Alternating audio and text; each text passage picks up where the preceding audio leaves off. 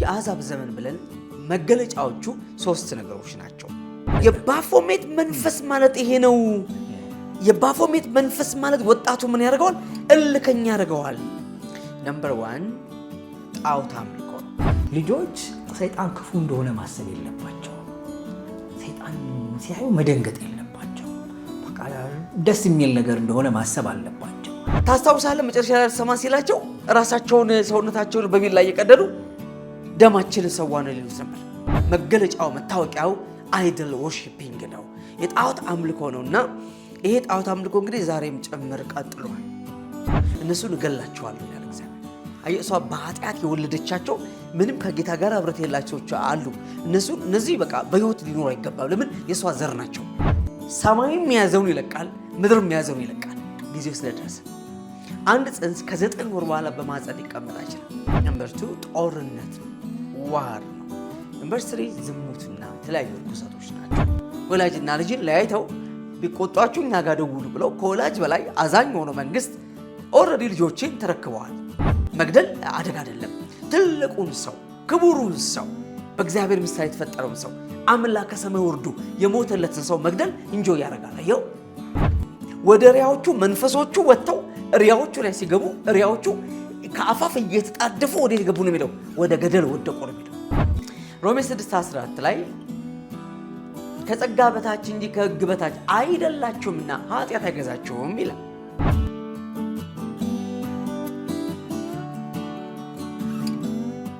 ሰላም ሰላም፣ ጤና ይስጥልን የተወደዳችሁ ያሌታ ቤተሰቦች እንዴት አላችሁ? እንዴት ይዟችኋል? ሳምንታችሁ እንዴት አለፈ? ዛሬ ደግሞ በዓለም አቀፍ ሚዲያዎች መነጋገሪያ የሆነው በአሜሪካ የተተከለው አንድ የሰይጣን ሐውልትን ምክንያት አድርገን ነው የምናወራው። እንግዲህ ጉዳዩን ስለው በራሱ ያስቀኛል። ለማንኛውም ግን በጣም ከፍተኛ ውዝግብ ፈጥሯል። ምክንያቱም የሚቆሙበት ቦታ የቱ ጋር ይሆን ምናምን የሚሉ ሀሳቦች ተነስተዋል።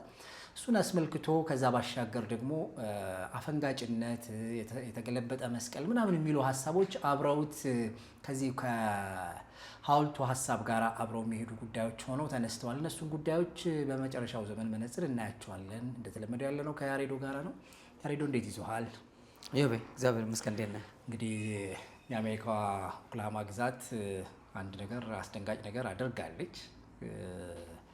እንግዲህ የዘመኑን መልክ እንድናይ የሚያደርገን ይመስለኛል። እንደነዚህ አይነት ነገሮች መበራከታቸው በየጊዜው እየጨመሩ መምጣታቸውና ምንድነው የተሰማው ዜና ትንሽ አጨቃጫቂም ነበረ።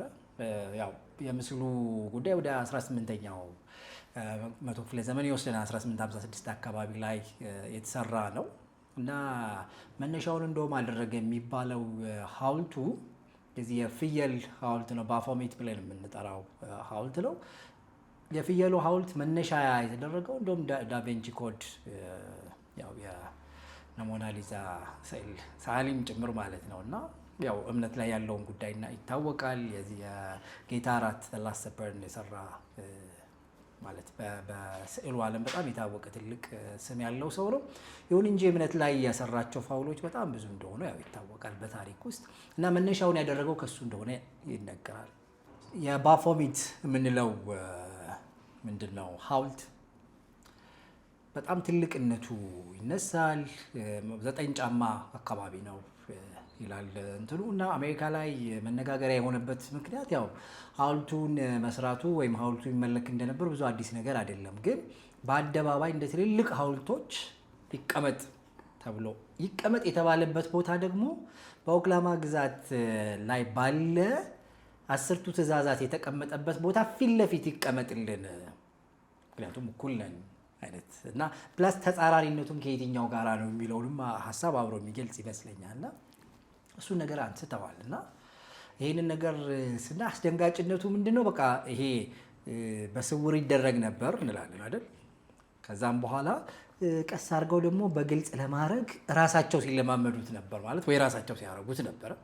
ግን ከዛ ከፍ ብለው ደግሞ የእኛም የእኩልነት መብት ደግሞ ይከበርልን ተብሎ ሰይጣን አምላኪነት በአደባባይ እውቅና ይሰጠው ተብሎ ትንሽ መነጋገሪያ ርዕስም ውዝግብ የፈጠረ ሀሳብ ነበረ። እንዴት አየኸው? አዮብ እንግዲህ የአሕዛብ ዘመን ብለን ስናስብ የአሕዛብ ዘመን ይሄ እንግዲህ ከውድቀት በኋላ ያለው ዘመን በሙሉ ወደዚህ ወደ ጀንታይል ኤጅ የሚገባ ነው የሚሆነው ማለት ነው። በመሃል ላይ ብሉይ ኪዳንን ጨምሮ ያው በዲስፐንሴሽን አቀራረብ የተስፋ ዘመን የምንለው ሌላም ዘመኖች ገብተዋል። በመሃል ላይ ግን ሰው ከኤደን ገነት ከወጣበት ጊዜ ጀምሮ ያለውን ዘመን ኢቭን አሁን ቤተክርስቲያን ጭምር ያለችበትን ዘመን ጨምሮ የጸጋ ዘመን ለቤተክርስቲያን ነው፣ ለዓለም አይደለም። ባይዘወይ ቤተክርስቲያን ጸጋ ውስጥ ያለችው እንጂ ዓለም ከገቨርንመንት አንጻር ከእግዚአብሔር መንግስት አሰራር አንጻር ስንመለከተው ጀንታይል ኤጅ ላይ ነው ያለ ነውና ጀንታይል ኤጅ የአሕዛብ ዘመን ብለን መገለጫዎቹ 3 ነገሮች ናቸው። ነምበር 1 ጣዖት አምልኮ ነው። ነምበር 2 ጦርነት ነው፣ ዋር ነው። ነምበር 3 ዝሙትና የተለያዩ ርኩሰቶች ናቸው። ስለዚህ የጀንታይል ኤጅ ዋነኛ መለያ መታወቂያው ጣዖት አምልኮ ነውና በየዘመናቱ የእግዚአብሔር ሕዝቦች በተለይ በብሉይ ኪዳኑ ዘመን እስራኤል በጣም ሲፈተኑ የነበረበት ነገር ካየኸው ይሄው የጣዖት አምልኮ ነበረ። ኢቭን ከግብፅ ተነስተው ወደ ከነዓን በሚያደርጉት ጉዞ ሙሴ ሲና ላይ ደርሶ እስኪመለስ ድረስ አሮንን ታስታውሳለህ፣ በፊታችን የሚሄዱ አማልክት ስራልን ያሉት እና አሮንም እንደ ሙሴ ካህን እኮ ነው፣ የታመነ ግን አልነበረም። ስለዚህ ሪዚስት ሊያደርጋቸው ስላልወደደ ወርቃቸውን ሰብስባቸው አምጡልኝ በማለት ወርቃቸውን አቅልጦ የወርቅ ጥጃ ሰርቶ ሰጣቸውና ያን የወርቅ ጥጃ እያመለኩ መጽሐፉ እንደውም እንደሚለው ሊበሉ ሊጠጡ ተቀመጡ፣ ሊዘፍኑ ተነሱ ይላልና በሉ ጠጡ ሆ እያሉ ሲዘፍኑ ሙሴ መጣ።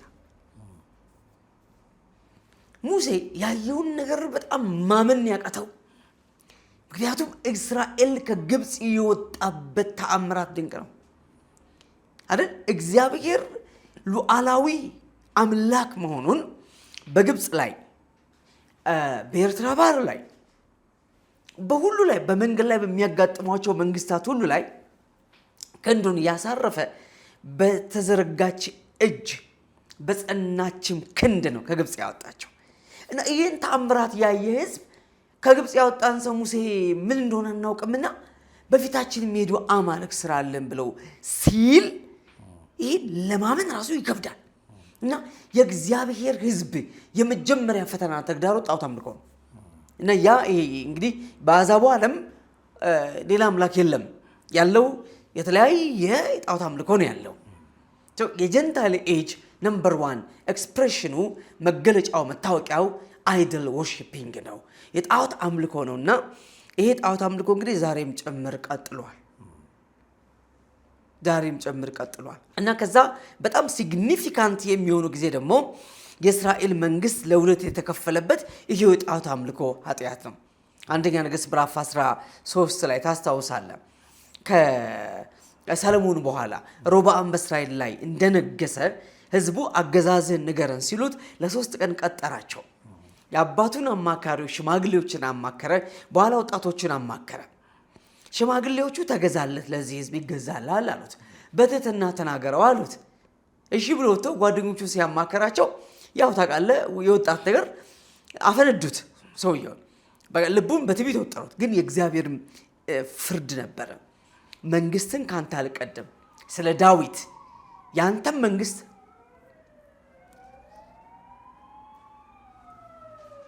ሀሌታ እኮ እንዴት አድርጎ እንደሚደፍረው ብቻ ነው ግራ ይገባኝ። ምንም ነገር እንዳይገባ አድርጋችሁ ሳውንድ ፕሩፍ ኤንድ ሳውንድ ትሪትመንት የሚባል ነገር አለ። ያው ሳውንድ ፕሩፍ ብዙ የለም፣ ሳውንድ ትሪትመንት ነው። ድምፅ ብዙ እንዳይወጣ እንዳይገባ ብዙ ትሪትመንት ነው። ፕሩፍ ግን ምንም ድምፅ ምንም ነገር ዝር እንደ ሌላ በር መቅጠብ ነው፣ ሌላ መስኮት መቅጠብ ነው ምናምን፣ በቃ ዝም ማሰኘት ነው። ቶታሊ ድምፅን ዜሮ ማድረግ ነው። እና የእግዚአብሔር በሰለሞን ኃጢአት ሰለሞን ከአሕዛብ ሴቶች ጋር በፍቅር ስለወደቀ ለአማልክቶቻቸው መቅደስ ሰርቶ አመለካቸው። አምልኮ አይደለም እኮ ያለው ራሱ አመለከ። የእግዚአብሔር ፈተና ምንድን ነው ብያለሁ? ጣዖት አምልኮ ነው። እግዚአብሔር ደግሞ ክብሩ ለማንም አይሰጥም፣ በክብሩ ቀናተኛ ነው። ዳስ ዋይ የእግዚአብሔርን ሕዝብ በየዘመናቱ ሲሰባብር የኖረ ሲጥል የኖረ ኃጢአት ይሄ ኃጢአት ነው። and finally ልክ ሰለሞን ከሞተ በኋላ ሮብዓም እንደነገሰ የሆነው ነገር ይሄ ነው።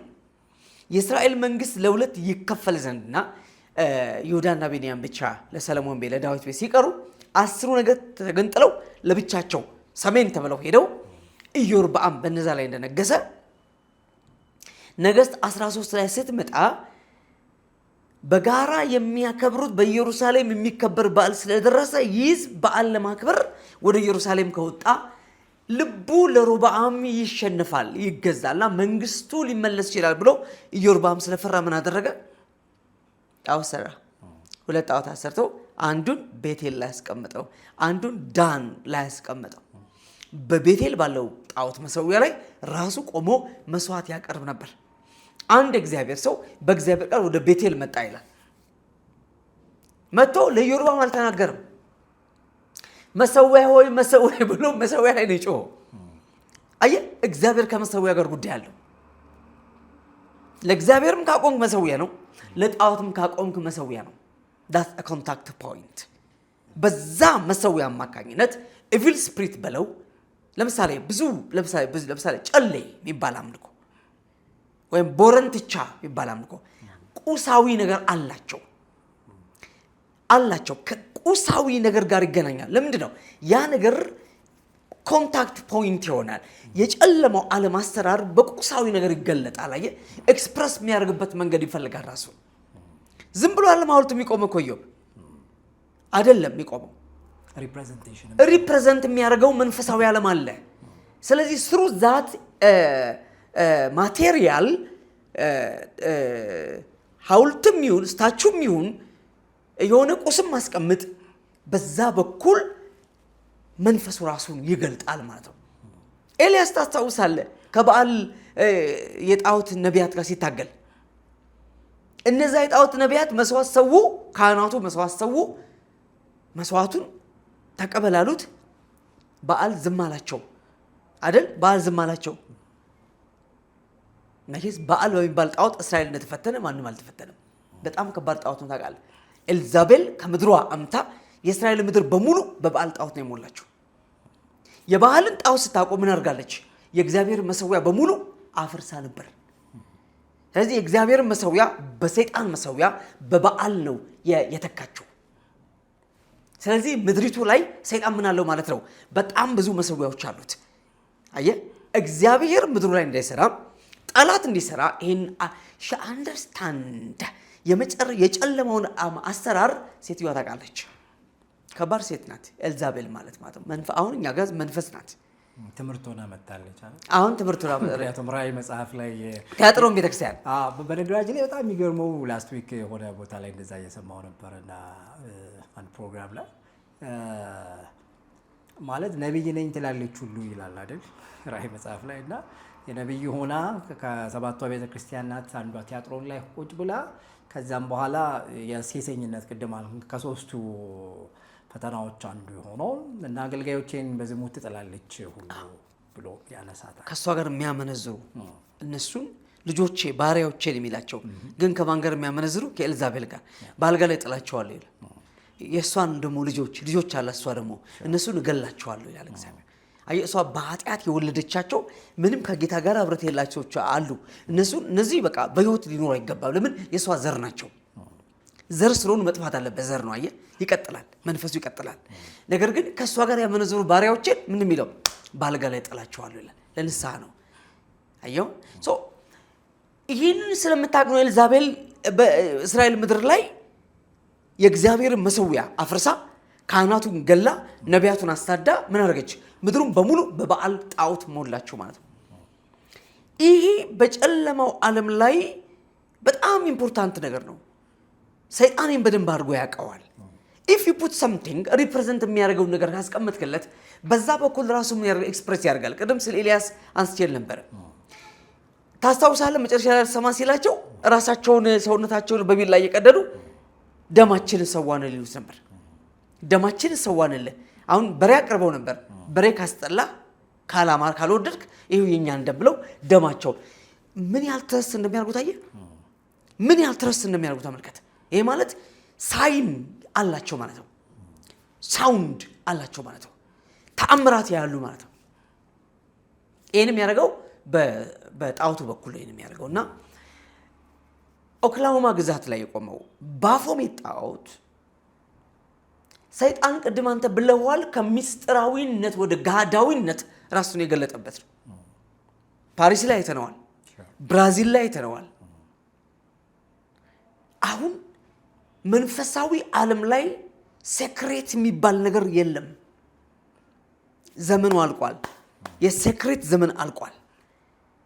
እውነቴን ነው ነገር አሁን የብርሃን ልጆች መገለጥ ካለባቸው ማለቴ ይሄ ሮሜ 8:19 በተጣመመበት መንገድ አይደለም። ሮሜ 8:19 ተጣሟል። ፍጥረት የእግዚአብሔር ልጆች መገለጥ ይጠባበቃል የሚለው ጥቅስ ትዊስት ተደርጓል። ፐርቨርት ተደርጎ በሌላ ትርጉም ተሰጥቶት ነው እየተተረጎመ ያለ። እሱ ማለት አይደለም። እግዚአብሔር እኛን በጠራበት ጥሪ ለእኛ ባዘጋጀው ክብር ወይም ከፍታ ወይም መንፈሳዊ ኃይል መገለጥ ካለብን ማለት ነው ዋጋ ለመክፈል ነው፣ ለጽድቅ ለመቆም ነው። እንደዚህ ለመገለጥ ጊዜው አሁን ነው ልልፈልግ ነው። በሌላ ቋንቋ ጊዜው ሲደርስ አምባ ይፈርስ ቢል አባባላል። ሰማይም የያዘውን ይለቃል፣ ምድርም የያዘውን ይለቃል። ጊዜው ስለደረሰ አንድ ጽንስ ከ9 ወር በኋላ በማህፀን ሊቀመጥ አይችልም። መግፋት ይጀምራል። መጣው ይላል አይደል? ማንቆራጠጥ ይጀምራል። ከዛ በኋላ በስለት አይቀመጥም። ጊዜውን ጨርሷል፣ እድገቱን ጨርሷል። ምን ያደርጋል? ቦርን መወለድ አለበት።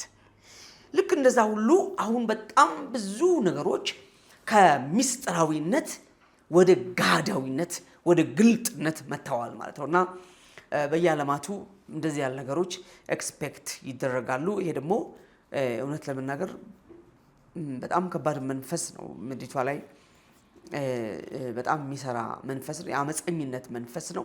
ያው በጎቹም በቀኙ ፍየሎቹም በግራው የሚል ቃል እንዳለና አንረሳ። የፍየል መልክ ነው፣ የበግ መልክ አይደለም የመረጡት። ከመልክ እንኳን ሲመርጡ የፍየል ነው የመረጡት። አየው ፍየሎቹን በምን ያቆማቸዋል ነው የሚለው። ፍየል ኃጢአተኛ ነች አይደለም፣ ግን በዛ ተመስላለች። ካራክተሯን ነው የተወሰደው። በግም ካራክተሩ የተወሰደው እንጂ ፍየልም በግንም እግዚአብሔር የፈጠራቸው። ነገር ግን ለምሳሌ እባብ ስንል እባብ ሪፕሬዘንት የሚያደርገው ነገር አለ። ልክ እንደዛ ፍየልም ሪፕሬዘንት ያደረገው በኃጥአን ነው። የአመፅ መጨረሻ ላይ አመፀኝነትን፣ ግላዊ ነፃነትን፣ ከፈጣሪ ይልቅ እውቀት መከተልን ምናምን የሚሉ ሁሉ ፍልስፍናዎች ከጀርባው አሉ። አመፀኝነት እያወክ እንዳላወክ መሆን ወይም እያወክ ሕግና ስርዓትን ባህልና ወግን መጣስ ምን ይሉታል? እምቢተኝነት እንደ ጥሩ ነገር ማለት ነውና አፈንጋጭነት ጅስታል አይደል? ከተለመደው ወይም ደግሞ ልክም ከሆነም ጭምር ነገር አፈንግጦ በቃ ጅስታል ልክም ቢሆን አልፈልግም ማለት ነው። የባፎሜት መንፈስ ማለት ይሄ ነው። የባፎሜት መንፈስ ማለት ወጣቱ ምን ያደርገዋል? እልከኛ ያደርገዋል፣ ልበ ደንዳና ያደርገዋል፣ ኃይለኛ ያደርገዋል። አየው ለወላጁ የሚያምጽ፣ በራሱ ድል ፋንታ ላይ የሚያምጽ፣ በሀገር ላይ የሚያምጽ፣ በመጣው መልካም የሆነ ወግ ባህልና ስርዓት ላይ ለምሳሌ ጋብቻ ላይ፣ መንፈሳዊነት ላይ፣ ቅድስና ላይ፣ ስራ ላይ፣ ሌላም ነገር ላይ ብቻ መልካም የምትለው እዚህ ነገር ላይ ሁሉ የማመጽ መንፈስ ነው ምልህ። ሪፕሬዘንት የሚያደርገው ፍየልን ነው። ሪፕሬዘንት እኮ የሚያደርገው ፍየልን ነው። አመፀኝነትን እኮ ነው፣ ሐሰተኝነትን፣ ሸንጋይነትን፣ አስመሳይነትን። አየው ያንን ነው። በጣም አስደንጋጩ ሌላኛው ነገር ከልጆች ጋር አያይዘው ያደረጉበት ምክንያት በነገራችን ላይ በጣም አንዱ ምንድነው ስታቹ ሐውልቱ ላይ ያለው ነገር ምንድነው? ሁለት ህፃናት የሆኑ ልጆች ምስሉን እያዩ እንትን አይሉም፣ አይደነግጡም። እና ምንድነው ፐርፐዙ ሲባል የሰይጣን አምላኪዎች ለዚህ የሚሰጡት ትንታኔ ምንድነው? ራሳቸው ናቸው እንደዚህ የሚሉት። ልጆች ሰይጣን ክፉ እንደሆነ ማሰብ የለባቸው። ሰይጣን ሲያዩ መደንገጥ የለባቸው። በቃ ደስ የሚል ነገር እንደሆነ ማሰብ አለባቸው። ፕላስ በአንድ ሃይማኖትም ተወስነው ያው ክርስትና ማለታቸው ነው እነሱ። በአንድ ክርስትና ሃይማኖት ተወስነው በቃ ሌላውን አይ ምናምን ማለት የለባቸው። እኛ አንድ ነገር ብቻ አምልኮ አንላቸው። ብዙ ነገር አንድ ላይ አድርጎ ማድረግ ይችላሉ ብሎ ልጆቹ ላይ ደግሞ እንዲሆን የተፈለገበትን ምክንያት ማለት የባፎሚት ስዕሉ አብሮ እሱ አለ። ቅድም ያነሳው የዚህ በጣም ጋጠወጥነትን የሚያበረታታው ነገር የመራቢያ አካሉ የወንድም የሴትም ነው እዛው ሐውልት ላይ ሆኖ ማለት ነውና ኢማጂን ምንድነው ለልጆችስ እንዲነገራቸው የተፈለገው ነገር? ቬሪ ዳንጀረስ በእውነት በጣም አደገኛ ነው። አብሶ መጪውን ትውልድ ስታስብ ትፈራለህ፣ ትደነግጣለህ። ልጆቻችን ላይ ምን እየተሰራባቸው ነው ያለው? ምን እየተደረገ ነው ያለው? አየው አብዛኛውን ጌም አይተዋል። መግደል ነው፣ ግድያ ያለበት ጌም የለም። ስትገድል ትውላለህ። በሌላ ቋንቋ አይምሮ ምን አዳፕት ያደርጋል? መግደል፣ አመጽ። አብዛኛውን ጌም ካየው ማፍረስ ነው አይደል? ታፈርሳለህ። ስለዚህ ማፍረስ ላንተ ምን ይሆናል? ጌም። እዚህ አገር ሲፈርስ ላንተ ጌም ነው። ሰው ሲሞት ላንተ ጌም ነው። ለምን? ኦልሬዲ አይምሮ ምን አድርጎታል? አዳፕት አድርጎታል። ኢንጆይ ያረከውን ያን ነገር ዴንጀር ከኋላ አደጋ እየመጣ እንደሆነ እንድታስብ ሳይሆን አገር እንደ አገር መቀጠል እንዳለበት፣ ቤተሰብ እንደ ቤተሰብ መቀጠል እንዳለበት፣ ትውልድ እንደ ትውልድ መቀጠል እንዳለበት ሳይሆን የምታስበው ጥፋት። ይሄ በጣም ፒስፉል ወርልድ በጣም ሮንግ ነው። ይዲድ ኬዎስ ቀውስ የምትፈልገው አየው። ስለዚህ ልጆቻችን ክፉን ነገር እየተጫወቱ እየተዝናኑ ዴይ ኤንድ ናይት ፕራክቲስ እያደረጉ እንዲለምዱት ምታርጋ እንቅልፍ አጥተው የሚያዱ ህጻናት አሉ። ከትምህርት ገበታቸው ላይ እየወጡ ያሉ ልጆች አሉ። መማር ያቃታቸው ልጆች አሉ። እና ለምንድን ነው ልጆች ናቸው ከውጭ መሳሪያ ይዘው ወጥተው አሜሪካ ላይ ሰው እየገደሉ ያሉት? ያው የተቀመጠ የወላጆቻቸው መሳሪያ ለምንድን ነው? ጌም ላይ ኦልሬዲ በደንብ አድርገው አዳፕት አድርገውታል። እንደዚህ ሁሉ አዲክትድ በመግደል እና ዋሹዳ በቃ ፕራክቲስ ወደ ማድረግ ይመጣሉ ማለት ነው። ሪል የሆኑ መሳሪያ አንስተው ሰው እየገደሉ ኢንጆይ ሊያደርጉ ይችላሉ። ሰው እየገደሉ ሰው ሲሞት ለምን እዚህ ጋር መግደል ተለማምደዋል። አዲክትድ ናቸው። አየህ፣ እዚህ መግደል ለነሱ ኢንጆይመንት ነው። መግደል አደጋ አይደለም። ትልቁን ሰው ክቡሩን ሰው በእግዚአብሔር ምሳሌ የተፈጠረውን ሰው አምላክ ከሰማይ ወርዶ የሞተለትን ሰው መግደል ኢንጆይ ያደርጋል። አየው፣ ይሄ ከዚህ በላይ ምን አመጽ አለ ታዲያ? በጣም አሮጋንስ የበዛበት ነገር ነው እውነት ለመናገር። ስለዚህ እኔ አንድ ሰው በዚህ ይሄ ኢሉሚናቲ የሚባል የሰይጣን ማህበር አለ አይደል? ወደዛ አንድ ሰው ደውሎ መመዝገብ ፈልጋለሁ፣ አባል መሆን ፈልጋለሁ ምናምን ነገር ብሎ ለምንድን ነው አባል መሆን ይፈልጋል? ገንዘብ ፈልጋል።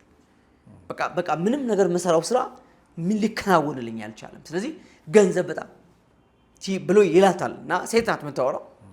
የኛ አምላክ ትለዋለች። ቸር ነው፣ ደግ ነው። አንተ የምትለው ነገር በጣም ትንሽ ነው፣ በጣም ኢምንት ነው። ለሱ በጣም ቀላል ነው። አይተ የማታውቀውን ህይወት ትኖራለህ። የፈለከውን ነገር ወዲያው እንጂ እንደሌላው ትለዋለች። እንደው ቆይታ ጠብቀ ምናምን አይደለም የሚሆንልህ ትለዋለች። ኢዮብ ይገር ወዲያው የምትፈልገው እዛው አውቶማቲካሊ ታገኘዋለህ። ሰይጣን ራሱን ለነዚህ ሰዎች እንዴት እንደሳለ በጣም ቸር ነው፣ በጣም ደግ ነው፣ በጣም ሩሩ ነው፣ በጣም አዛኝ ነው፣ በጣም ባለጠጋ ነው፣ በጣም ሰጪ ነው። በጣም ሰው በዚህ ልክ ዲሲቭ ይደረጋል። በዚህ ልክ ዲሲቭ ሂዝ ኪለር አይደል? ገዳይ ዓለምን ቢችል በአንድ ቀን አፕሳይድ ዳውን ቢያደርግ ቢገለብጠው ሰይጣን ይወዳል። እነዛ ይሄ ማቴዎስ ወንጌል ምዕራፍ 8 ላይ ከመቃብር ወጥቶ ጌታን የተገናኘ ሰው አለ።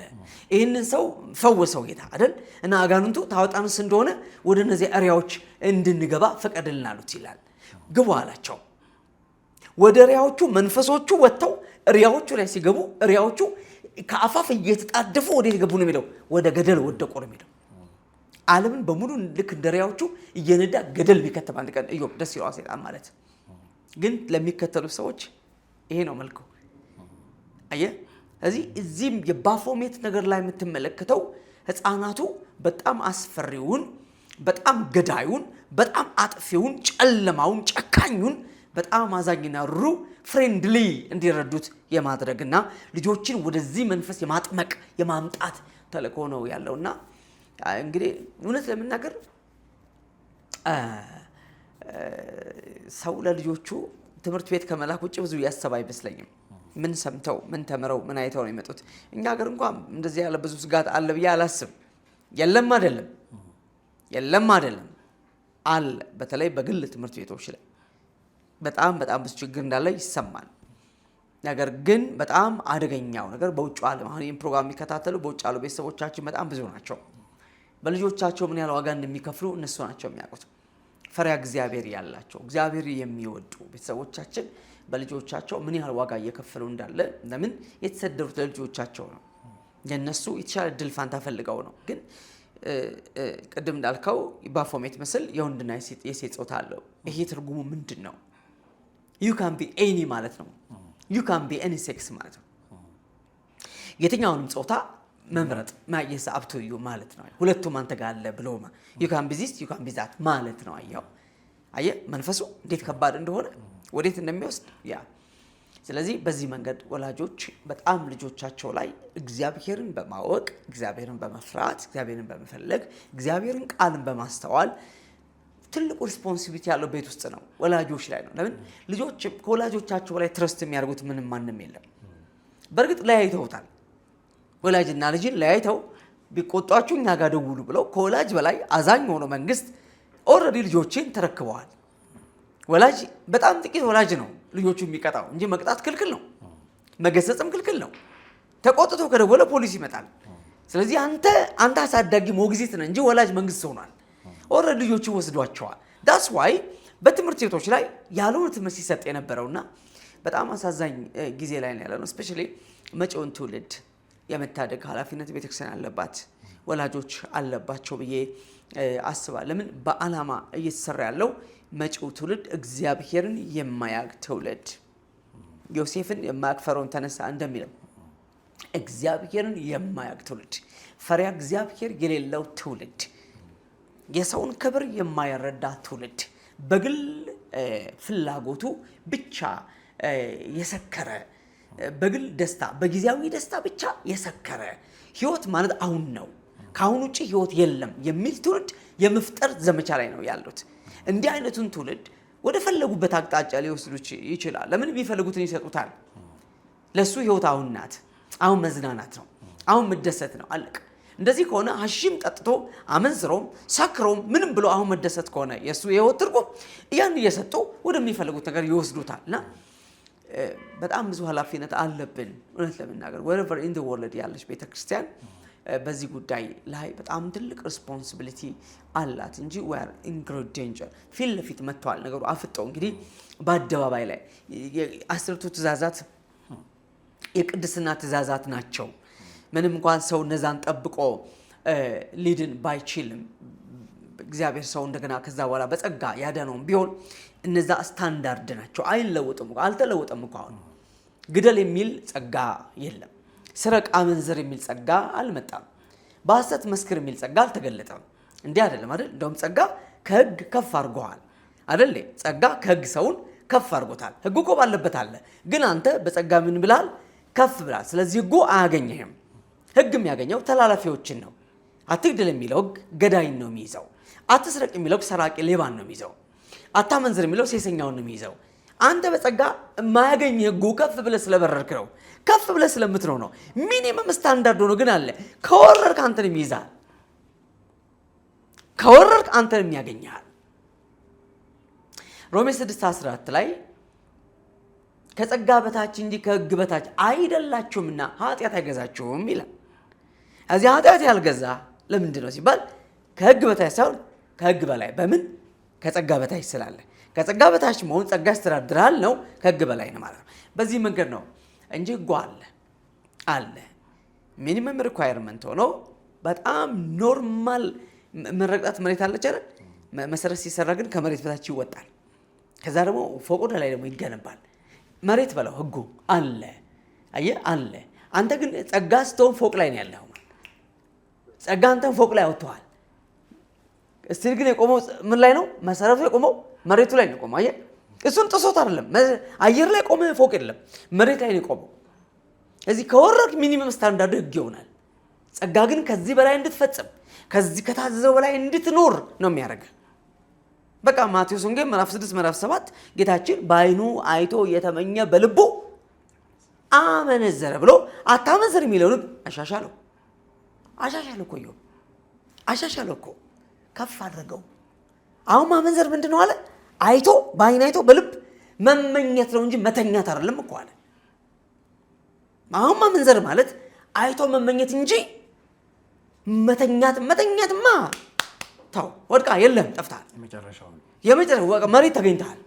አሁን ግን ብሎ ህጉ ምን አድርገው ከፍ አድርገው ይሄ ጸጋ ህይወት ነው። ጸጋ አንተን ከምኞት ነው የሚያድን፣ ከዝሙት አለ የሚያድን፣ በአይን አይቶ ከመመኘት ነው የሚያድን ጸጋ። እንደዚህ ነው የሆነውና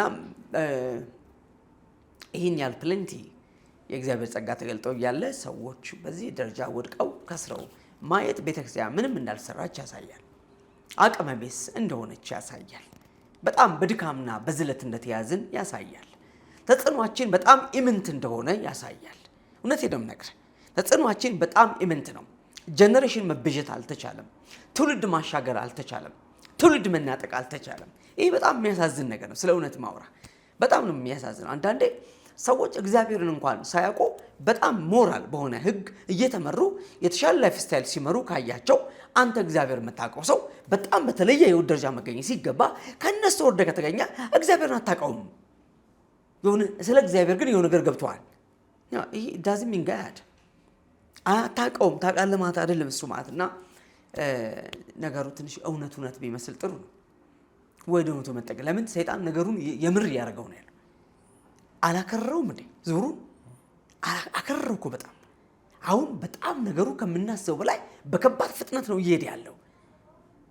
ስለዚህ ነገ ኢትዮጵያ የባፎሜት ምስል ላለመቆሙ ምንም ጋራንቲ የለም። የእውነት ጋራንቲ የለም።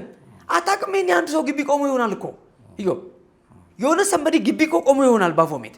ያቱ ስታልፍ በየአጥሩ ላይ በየበሩ ላይ ብረት በር ላይ የምታየው ማዕት ምስል አለ። ምን ይሁን ማታውቀው ጉድ ማዕት ነገር ታያለ። የሆነ ዲፋይን ማታውቀው ነገር ታያለ። ምንድነው ብለህ ቆመ በቃ ያቀጣል ትተህ ትሄዳለህ። እንዲህ ያለና ነገሩ በጓዳ ሳይሆን ወደ አደባባይ አስርቱ ትእዛዛት በቆመበት ስፍራ ነው የምቆመው የሚልበት ቀን ይመጣል። መለየው እሱ ነው አሁን በጣም አንዱ አነጋጋሪ የነበረው ነገር። እንደው ያው ሀውልቱን አቆሙልን ምናምን ያው መብታችን ይከበር፣ ያው ወደዛኛው ዓለም እንደምታውቀው መብት ጥግ ድረስ ነውና ምንም መሆን ትችላለህ እስከሚባልበት ድረስ ነውና በዛ ልክ ግን መገዳደር የፈለጉት ሐሳብ አስርቱ ትእዛዛት እንግዲህ ከእግዚአብሔር ባህሪ አይደል ህጉ የወጣው ማለት እግዚአብሔር ማን ነው የሚለውና አስርቱ ትእዛዛት እንግዲህ በሁለት አይደል ጌታችን ኢየሱስ ክርስቶስ ያስተምር እኮ በአዲስ ኪዳን ከሱ ጋራና በጎን ደግሞ ከሰዎች ጋር ስላለን ግንኙነት አይደለም የሚያነሳው። እግዚአብሔር አምላክህን በፍጹም ልብህ በፍጹም ነፍስህ አምልክ አይደል። ከዛስ ባልንጀራህን ደግሞ እንደራስህ ውደድ አይደል። ህግ ሁሉ በዚህ ይጠቃልላል ይላል ጌታችን ኢየሱስ ክርስቶስ ሲያስተምራቸው ማለት ነው። ወይስ አሁን ይሄንን ነገር ይሄንን መሰረታዊ ሐሳብ ነው እንግዲህ መጻረር የተፈለገው። እንግዲህ ወደፊት አይውሽ ብናነሳው ጥሩ ነው ብዬ የማስበው አንዱ ጣዖት አምልኮ ምናምን ሲባል ብዙ ጊዜ የሆነ ነገርስ ማቆም ብቻ ነው ወይ ብለን ማሰብ ያለብን አይመስለኝም። ማለት ይሄ የተገለጠ ጣዖት ነው ምንም ጥያቄ የለውም። ግን ሪሊ ቅዱሳት መጽሐፍት እግዚአብሔር አምላክን አሁን እዚህ አስርቱ ትእዛዛት ምን በፍጹም ልብህ በፍጹም ነፍስህ በፍጹም ሐሳብህ ውደድ፣ ለተቀረጸው ምስል አትስገድ ምናምን የሚሉ ኮንሰፕቶች አሉት እና ግን ምን ማለት ነው ራሱ አንዳንድ ጊዜ አሁን በተለይ በአዲሱ ኪዳን ስናስብ የተለየ የምናቆመው ምስል ምናምን ላይኖረን ይችል ይሆናል። ግን እግዚአብሔርን የሚተካ ነገር ሁሉ ጣዖት ነው ብሎ ማሰብ ካልተቻለ ግን ጣዖት አምልኮ ማለት አይ እንደዚህ እንደዚህ እንትን አላልኩም ምናምን አይነት ነገር ይሆናል እና ምንድነው ጣዖት አምልኮ የሚለውን ራሱ ቅዱሳት መጽሐፍትን መሰረት አድርገን ምናልባት በሳምንት ቀጠሮ እንያዝ። እናመሰግናለን። ክቡራን ተመልካቾቻችን ሀሳቦቻችን እነዚህ ነበሩ። እንግዲህ በአሜሪካ ኦክላሃማ ግዛት መነጋገሪያ የነበረው የባፎሜት ስዕል እሱ ብቻ መሆኑ ሳይሆን ላዩ ላይ ሌሎች ተዛማጅ ጉዳዮችም ጭምር አሉበት። ምክንያቱም ለልጆቹ ፕላስ ከጾታ ጋር በተያያዘ ለልጆች ሊተላለፍ የፈለገው ነገር ለማንኛውም ዘመኑ አልቋል እያልን ነው፣ እየተቃረብን ነው። ስለዚህ ባለቀው ዘመን ደግሞ የማያልቀውን ዘላለምን አብሮ ለመኖር በሚያስችል ውሳኔ ላይ መቆም ያለንበትን ቆም ብሎ ማሰብ ያስፈልጋል። የያሬዶን መልእክት ይመስለኛል። እውነት ነው፣ እንደሱ ነው። ታንኪዩ። በሚቀጥለው ሳምንት እንገናኝ። ክበሩልን።